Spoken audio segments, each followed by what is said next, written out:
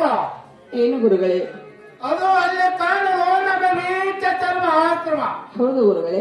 ಅಲ್ಲಿಗೆ ಹೋಗಲು ನಡೆ ರೇಣುಕಾ. ಹಾಗಲಿ ನಡ್ರಿ ಗುರುಗಳೇ.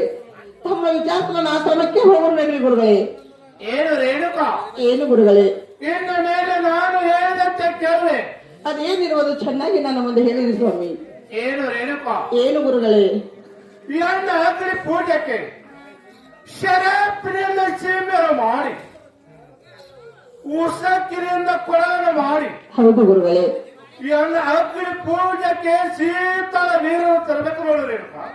ಆಗಲಿ ಗುರುಗಳೇ. ತಾವು ಹೇಳಿದಿಚ್ಚದಂತೆ ಇದೇ ಮುಂದೆ ಕಾಣುವ ಮಲಪ್ರಭಾ ನದಿಗೆ ಹೋಗಿ ಸೆರಪಿನ ಶುಂಠಿಯನ್ನು ಮಾಡಿ ಮೊಳಲಿನ ಕೊಡವನ್ನು ಮಾಡಿ ಒಳ್ಳೆ ಭಕ್ತಿಯಿಂದ ಬೀಳದನ್ನು ಹುಟ್ಟು ಬೀಳದನ್ನು ತೊಟ್ಟು ತಮ್ಮ ಗುರುವಿನ ಪೂಜೆಗೆ ಹೂವ ಪತ್ರಿ ಶೀತಾಳು ನೀರು ತೆಗೆದುಕೊಂಡು ಬರುತ್ತೇನೆ. ನನಗೆ ಹೋಗಿ ಬರಲಿಕ್ಕೆ ಆಶೀರ್ವಾದ ನಿನಗೆ ದೇವಾಲಯ ರೇಣುಕಾ, ಹೋಗಿ ಬರುತ್ತೇವೆ ನಾವು.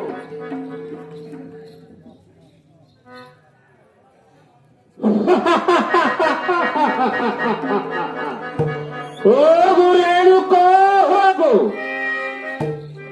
ನನ್ನ ಅಂಗೈಯಲ್ಲಿ ಇರೋ ಲಿಂಗವನ್ನು ಹೋಗಿ ಘಟ ಸರ್ಪನಾಗಿ ಬೆಲೆ ಹತ್ತುತ್ತೇನೆ.